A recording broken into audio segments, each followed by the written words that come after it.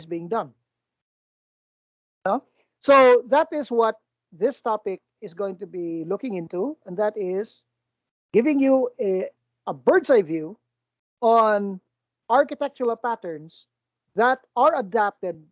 Because I'm not saying that one type of architectural pattern is gospel already and all industries are following it. Not necessarily so.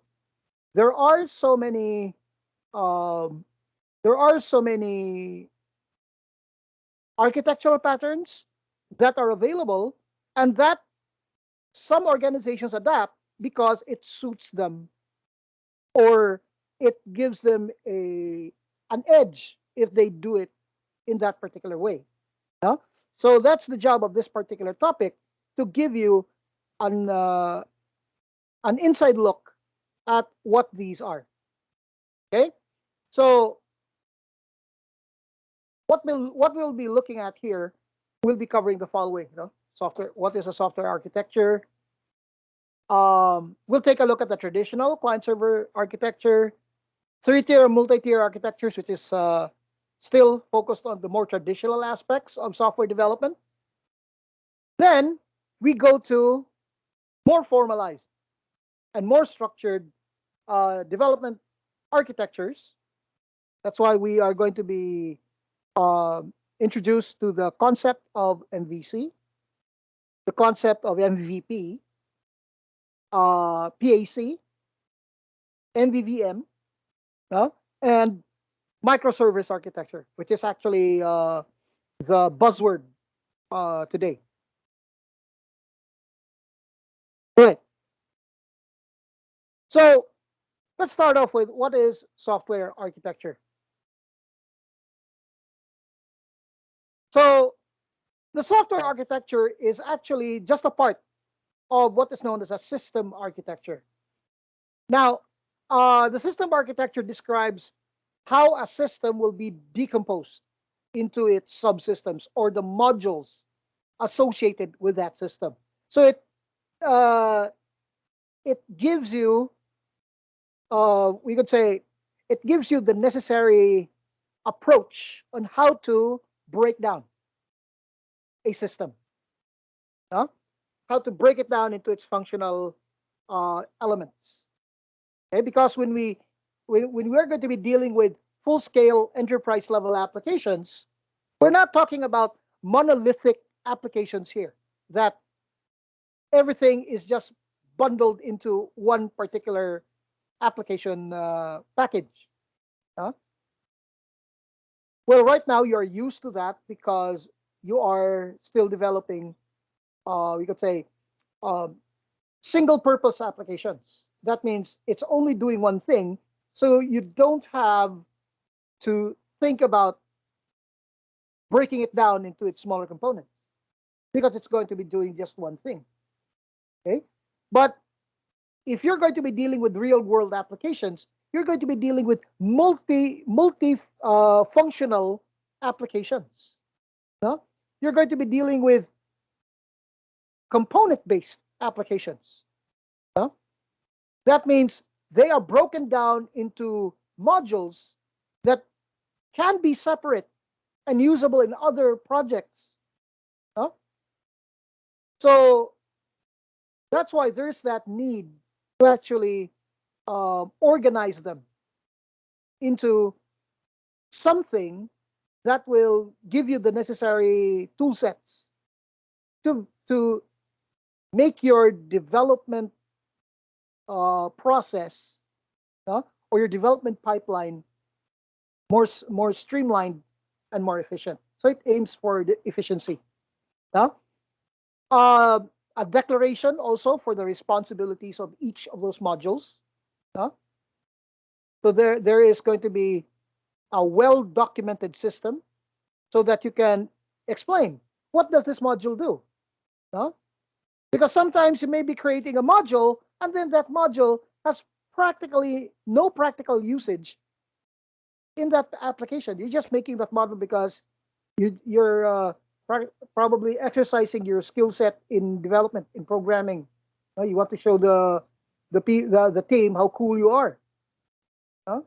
But the question there is it really functioning within that system? Huh? Is it really contributing to the overall system? Okay. Also, descriptions on how these components or modules interact with each other. So the interaction should also be properly described, because you need to have the focus on understanding how these are going to be working in relation to your development process. Okay, and then the platforms and the technologies necessary. Now, uh, the decision on whether to run it in one platform using a particular technology or another platform using another technology. For example, I want to make it a mobile application. Yeah? So there goes the decision. Is it going to be a desktop application or is it going to be a mobile application? So these types of applications require totally different platforms and totally different technology. Okay. So that is why, as I've said, um, software and architectural patterns, architectural models are going to be a part of this, no? Because each module could also be implemented and adapt a certain architectural model or architectural pattern. No? So the general context is the system architecture, because practically that's what you are actually developing. When you're going to be developing applications, you're developing a system of different components. So how these components are going to be developed, these modules are going to be developed, you adapt the architectural patterns that are presented in this particular topic. Huh? So this is what your system architecture might be. And as you can see, it's a confusing gamut of different technologies, different platforms, different modules, different components. Now, although as you can see here, this is primarily a from the things that you see. This is primarily a Java based. Now, this is a Java based technology. As you can see, it's using JDBC. Uh, and when you, I'm not sure if you are able to connect to a database in your course. No, marag mo ka connect sa database through Java, but it's using JDBC, and then it's also using HTTP. So practically, this is a web based or a web technology based solution that is using um, what is known as J2EE, uh, or Java 2 Enterprise Edition. So this is a web-based application. So there's a whole mix of these technologies, diba? And that's the reality of it. No? When we develop an application, we're not just thinking about one particular area, no, or rather, when you're a developer, you may only be looking at one area, one responsibility, because that is the job load that you're given right now. But in the full context of where you are, no, you may just be one particular spec in this mix of different components, different technologies, and different platforms. No? Let's take a look at the software architectures here. Now, software architectures is a part of your architectural frameworks. So, the software architecture is your technical blueprint explaining how the system will be structured. Okay? It will refer to the process of creating high-level structures of a software system. Okay? And it is also about the complete structure of all overall systems and uh, the way that it looks at software characteristics, like how will the system scale? How is it going to implement security? How is it going to implement reusability of components, extensibility of components, modularity of the components? Can they exist on their own as self-contained modules? Maintainability, and all the other things that are associated with proper software or proper software development practices. Yeah. So because as a developer, you are not necessarily going to be given or launched into an environment wherein you are alone. No? Well, probably in some instances, no, especially if you're probably freelancing, that may be the case. But if you are employed in a software development company, that's not necessarily the situation. Most of the time, you're a part of a development team. No? And if you do not adapt a particular architectural approach to how you develop your projects, then it's bound to fail. It's doomed to fail. No? So that is why there needs to be an adaptation of good practices in order to properly convey among the team the different software characteristics, so that all of you are in agreement. You're on the same page on how the application will be developed. Right? Let's go to the more traditional approaches. Now, first of all, you have client server. Client server is a very large scale description of how application development is approached. First of all, you have a server, which can be a machine or an application that will provide the services to multiple clients. Okay, so before it was very traditional, and it was one of the things that warranted the implementation of a computer network in your local area setting. That's where the LAN actually began to consume services coming from service providers. Okay. Now today, because we have the cloud as an option, it could be a service in the cloud. And the SOA is one such architecture adapting client server. Okay, because even if SOA is totally different in the essence of it, but in the implementation of it, it is still practically a client server, because you have a client and you have a server that exists in that spectrum. So clients are your UIs, mostly the front end. That's why in development you have a front end developer and a back end developer. So back end developers are normally those that are associated with the server application that is providing the necessary services to clients. Whereas the clients, the front end developers, are the ones that develop the clients that are aiming to consume services made by those back end developers. Now, somebody who can do both or understands concepts of both are known as full stack developers. Now, that's why you'll see people use that term loosely. Kay, para lang give pogi points sa iyang kagalingong expertise. Full stack developer ko. Pero dito, nabawaan niya front end ra. So there are a whole lot of things that you need to know in order to become an experienced full stack developer.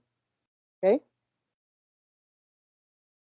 Why? Because of the introduction of the separation of components. Mo nang nanatay developers kapang front end, nanatay mga developers kapang back end. Okay? So for the client side, you could have make use of technologies like Java, C#, PHP, JavaScript, HTML5. Okay? as the necessary tool sets for this. And of course, you have your client server model here. Now, most of these newer software architectures adapt either 3-tier or multi-tier architectures.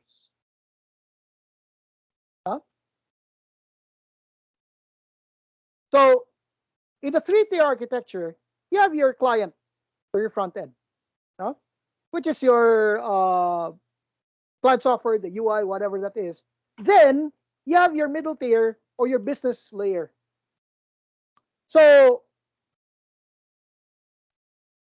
not just serving. Now remember, in client server, you have a client that's asking something from a server, okay, and that can be as rudimentary as getting login information. Okay, front end is UI for login. Server will process the login. Okay, so very simple. But when we implement business processes, the science of the organization that you're building the application for, then now you have the middle tier, okay, which is the business layer. So you can have server software because practically the middle tier also exists on the server, which provides the core system logic, or the generic functionality so that we can connect, we can communicate.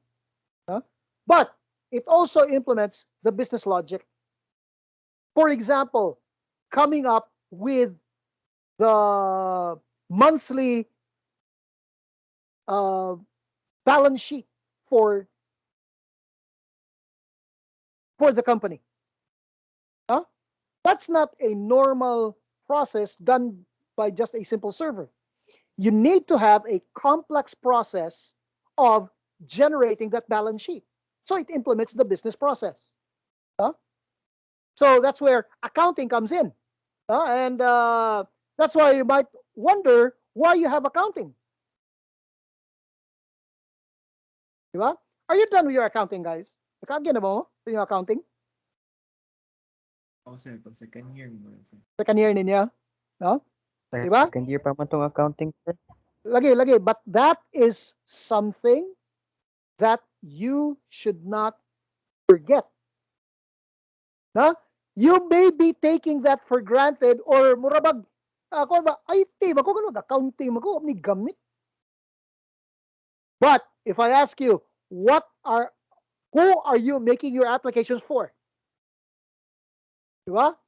It's not every day that you make specialized niche level technology based applications. Mostly, who do you cater to?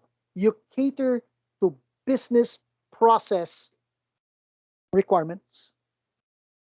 And what are these? ERP solutions, accounting process.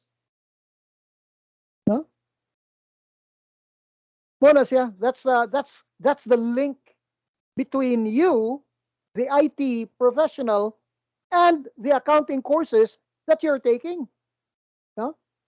May gani mo, may business courses. Pero I assure you, learning business processes is a very, very beneficial tool set that you are required. Di ko mingon nga you are benefiting from. You're required to learn because that's what you're making your applications for.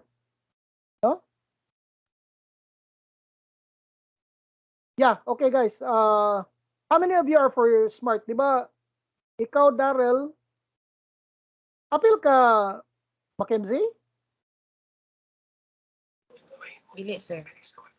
Si Carl. Okay. Oh, okay.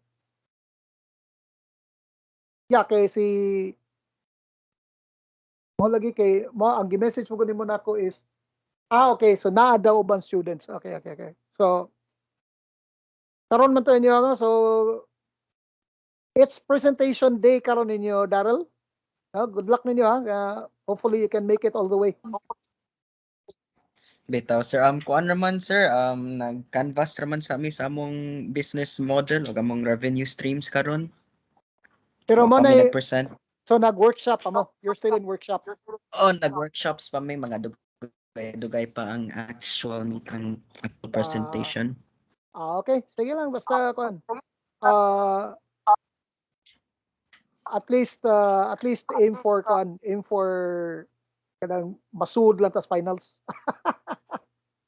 Okay. Patago na to na. Oy. How come mo daw pas maayo? Diba? That's a very good mindset.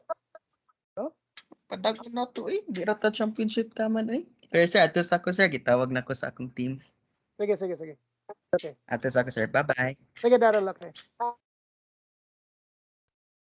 Now, moving on, no? So, as I've said, applications development requires mostly, no, knowledge of the business process. Okay? O pa mo yun, nag-OGT na mo karon guys? O pa? Sino yung OGT now? Wala pa. Wala pa, sir. Wala pa. Next, kuan pa? Next year pa, no? Next year pa. Yeah. Okay. Then the last part of the three-tier architecture is the backend, no, or the data layer. So this is where the data or data store is located, no? So knowledge of databases. That's where the importance of your database concept, or understanding of how your databases work. Okay, you need to connect to these backends, these large-scale data repositories. And then today, there are even two types of data models already. You have the structured data model, wherein you're going to be using structured languages like SQL. And then you have the non-structured data models, when you're going to be using NoSQL databases. Mabita nang nanatay ginganlan og mga kanang gitawag og JSON objectification, no? Or creating objects using JSON. Di ba? Sa inyong mobile, no? Nag-backend mo sa inyong mobile ba? Who are mobile here?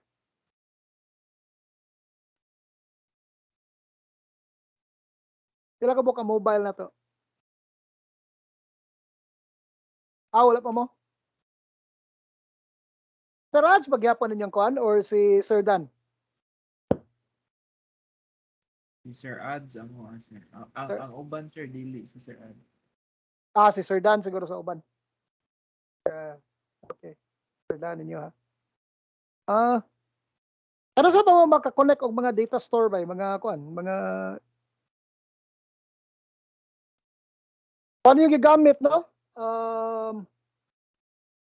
Flutter mo, no? Flutter ba, di ba? Yeah, so you're using Flutter.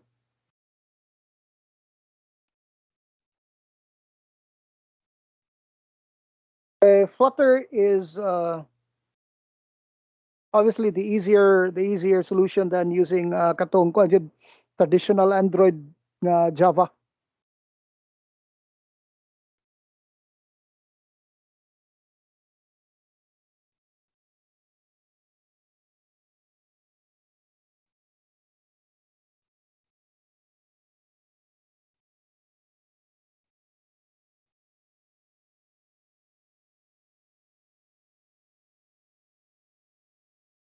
Anong mingaw mang mobile phone?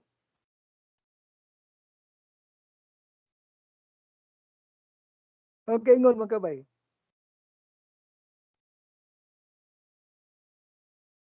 Wa pa mo nagkakuan? Si Sir Ads mo?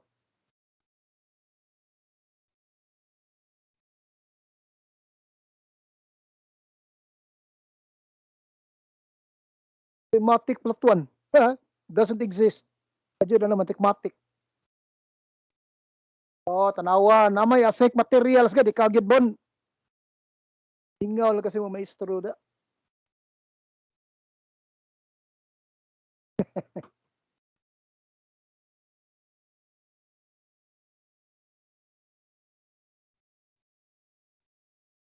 but mas maayo jud nga kuan nanay mga newer approaches to developing kuan kay sa una pagkalabad gyud nang kuan gyud pagkalabad anang paghimo og paghimog UI lang daan anang kuan. No? Ang kanindot magod sa Flutter kay it's based on JavaScript.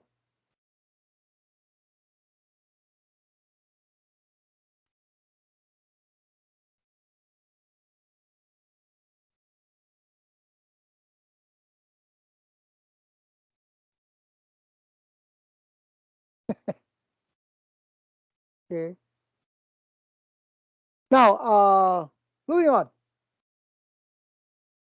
Now, so three-tier is not just a direct connection between clients and servers, but business logic is the important thing. Huh? Okay, so this is a more functional chart of it. This is the layer of the middle tier. So a relationship niya is that there's presentation logic from the front end and data access logic from the back end. So the business logic here is where the core development is normally applied if you're a back end developer. So this is a example using technologies coming from a multitude of could say options. No, you have for example, for end user systems, presentation GUI, normally it's HTML. No, if you're using some sort of JavaScript presentation, front end niya will always be HTML. So presentation logic can either be controlled by JavaScript. No, so manang natay daghan na kay mga JavaScript libraries karon, apil na si Flutter for mobile, napod si React, napod si Angular, daghan kayo, no? Si Ionic, there's so many. Vue, no? In the business tier is where PHP, Java, C Sharp, they can actually work in. And then the data access tier is where an approach to modularization of data access is implemented. It's called ORM, no? Or the object relational mapping of data elements to backend access elements. So you're programmatically working with your database instead of exiting it to a more localized syntax for your database. So I'm using PHP as the example here because primarily that's what I'm using. Okay. But in other languages, you can always substitute that with what you have. Okay. So we have another example here. This time it's using Java primarily. So as you can see, this is using the Spring Hibernate framework, which is the option for Java if you are developing web applications through J2EE.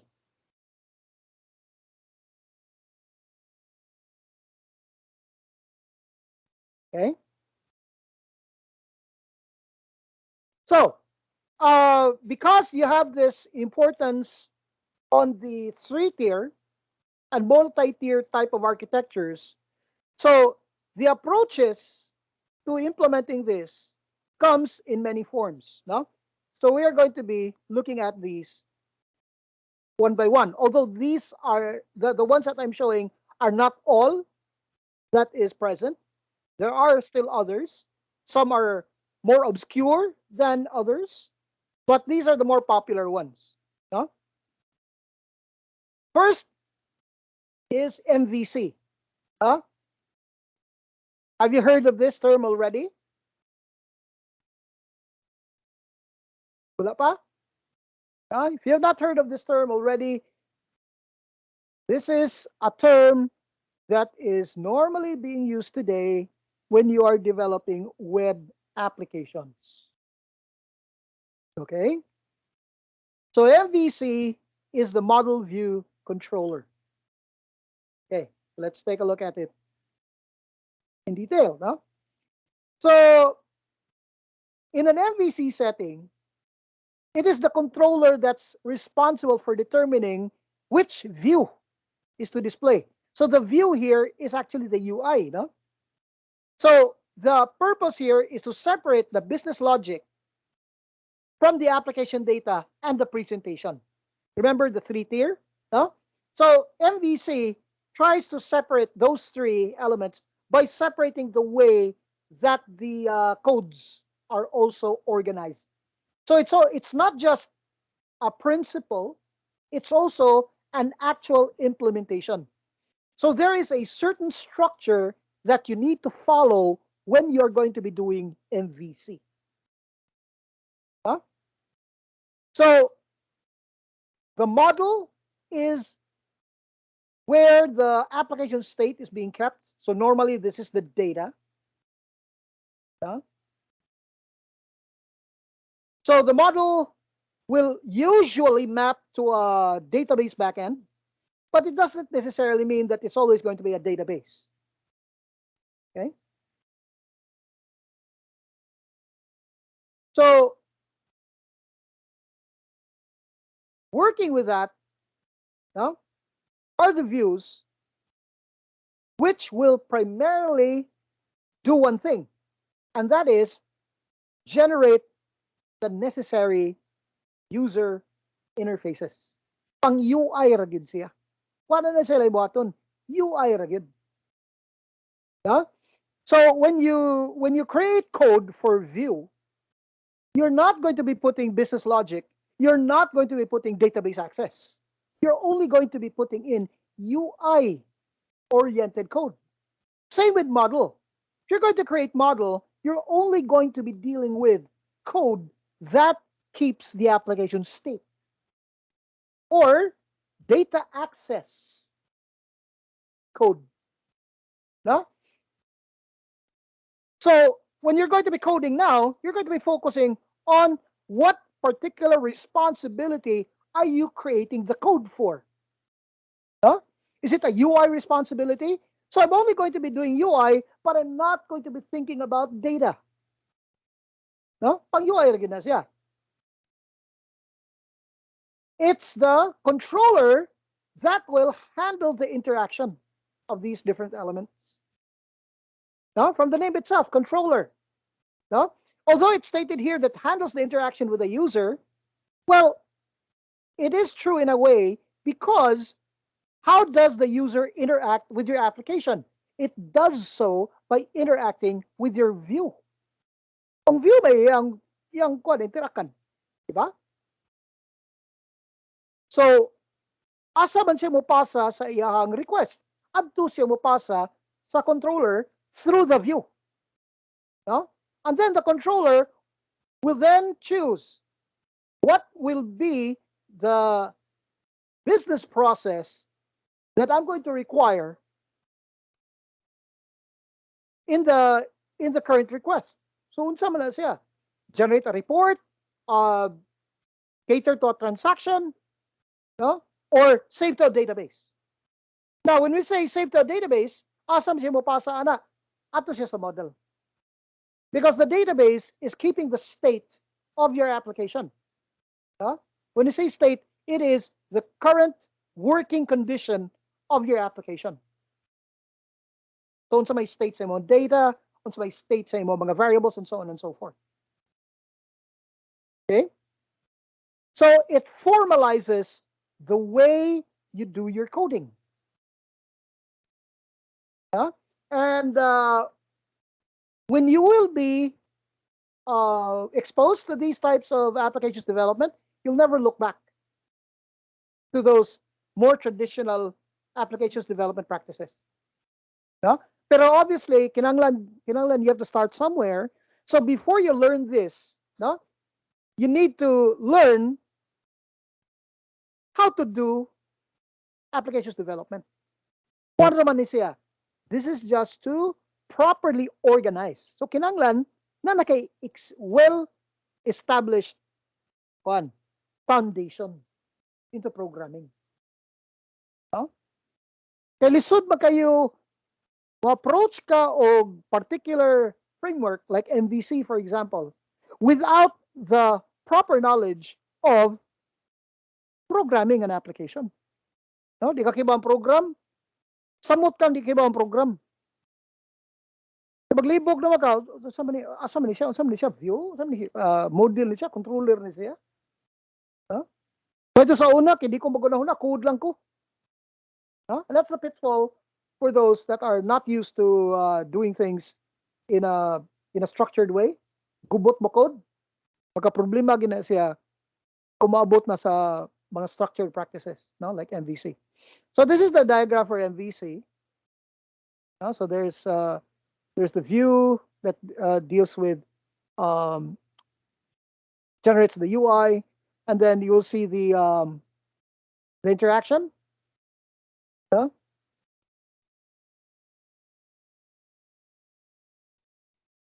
So this is a very very popular approach to applications development. So what are the most common MVC-based frameworks? First of all, if you're using .NET, ASP.NET MVC is an example. Monorail is also an example. Now, although I'm not very familiar with the Monorail framework, these are framework names. No? Mga name is a framework. For Java, if you're using Java, there is Java Server Faces or JSF, which is the older approach.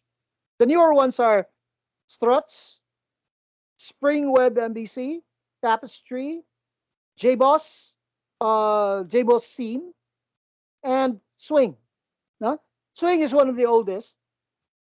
Mas karaan pa sa Java Server Faces. Okay? But it helps to, all of these, break down the application to model view control components. Now, if you're using PHP, there are so many. There's Laravel, which is the most popular MVC framework for PHP today. CodeIgniter, which was very popular before. Di na siya CodeIgniter na nasayop ko ana. That's a typo. Please just make the correction. That's CodeIgniter. Cake PHP, Symfony, Zen, and Yi. Those are also frameworks that are in use. They were popular, but not some of them are not as popular today as they were before. Then if you're using Python, there's Django, there's Zope application server, there's Turbo Gears. Kung interested ka sa Python, Django is the more popular one, or the most popular one rather.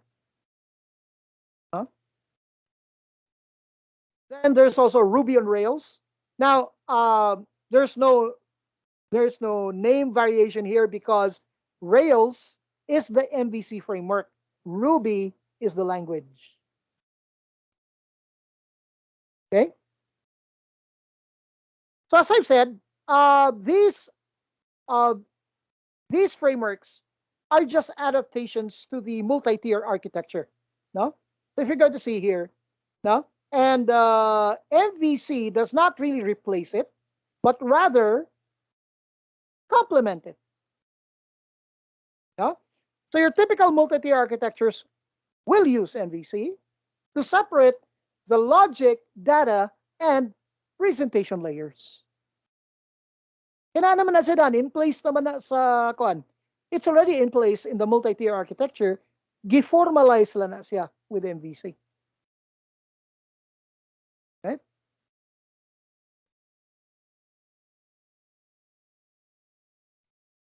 Okay, so we'll just end here for today. I'll be covering the others next meeting.